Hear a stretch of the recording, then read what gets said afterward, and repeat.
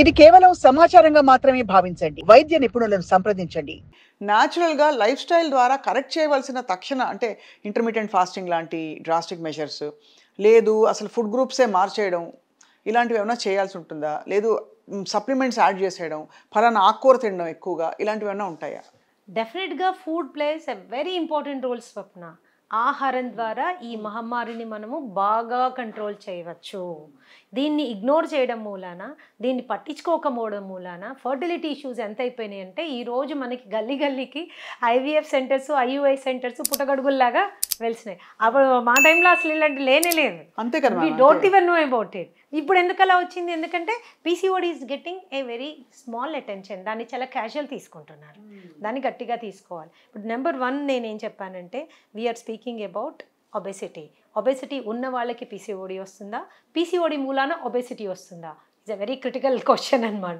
2 possibilities ఉన్నాయి. So ఒబెసిటీని మనం address చేయాలి అంటే తప్పనిసరిగా కొద్దిగా కిటోజెనిక్ డయట్ ఫాలో అవ్వచ్చు.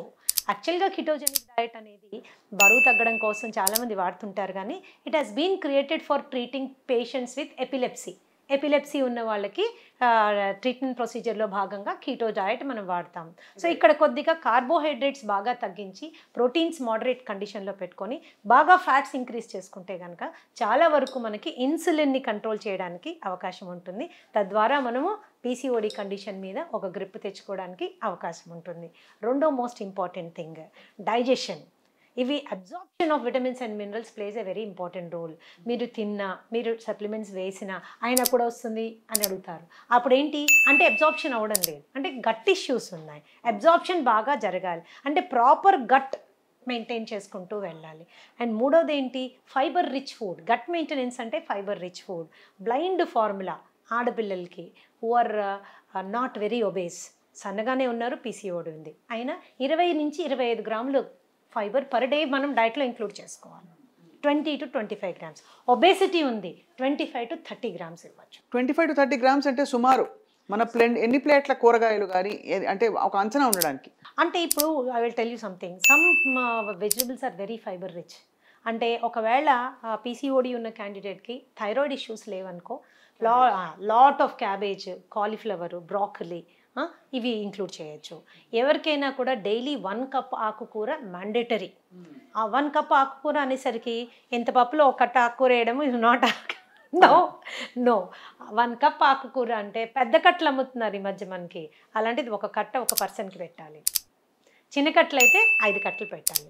మీరు ఏ ఆకుకూర వండినా అది కరెక్ట్గా తినబోయే టైంకి మీద నుంచి కొద్దిగా ఒక అరచెక్క నిమ్మరసం పిండాలి.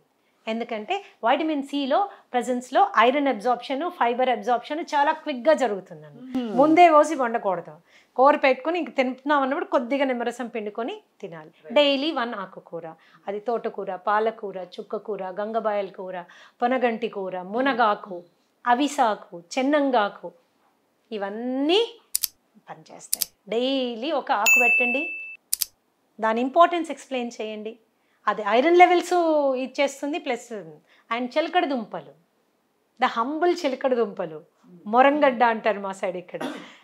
They are very good, very rich in fibre అనమాట. అలాగే సీడ్స్, మన ఆల్మండ్స్, తర్వాత మీకు గుమ్మడి గింజలు, సన్ఫ్లవర్ గింజలు, నువ్వులు, దాని తర్వాత ఫ్లాక్స్ సీడ్స్లో ఫైటో ఎస్ట్రోజెన్స్ ఉంటాయి. ఇవేంటంటే హార్మోనల్ బ్యాలెన్స్కి బాగా పనికొస్తాయి. రోజుకి 2 టేబుల్ స్పూన్స్ వరకు పెట్టచ్చు పీసీఓడి ఉన్న పిల్లలకి. రోజుకి 2 టేబుల్ స్పూన్స్ వరకు అలాగే పెట్టచ్చు, లేదా పొడి చేసుకుని మజ్జిగలో కలిపి ఇవ్వచ్చు. పొడి చేసుకునే వాళ్ళు గుర్తుంచుకోవాల్సింది ఏంటంటే 1 వీక్ లోపల ఫ్లాక్సీడ్ ర్యాన్సీడ్ అయిపోతుంది. కాబట్టి నెలకంతా చేసి ఎప్పుడు పెట్టుకోకూడదు. ఇది చాలా ఇంపార్టెంట్. నెలకంతా చేసి పెట్టుకోకూడదు. వారానికి మాత్రమే లైట్గా వేయించి పొడి చేసుకుని పెట్టుకుని ఒక స్పూన్ మజ్జిగలో కలిపి పిల్లలతోటి. అది అందరూ తెలుసుకోవాల్సిన ఇంకొక ఇంపార్టెంట్ విషయం ఏంటి అంటే ఈరోజు తింటే రేపు తగ్గుతుంది అనుకోకండి.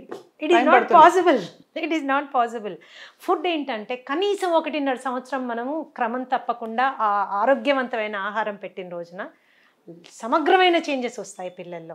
స్కిన్లో, హెయిర్లో, స్లీప్లో, మూడ్లో, అన్నిట్లో. ఇందులో వచ్చింది అందులో రాలేదు అనేది ఉండదు.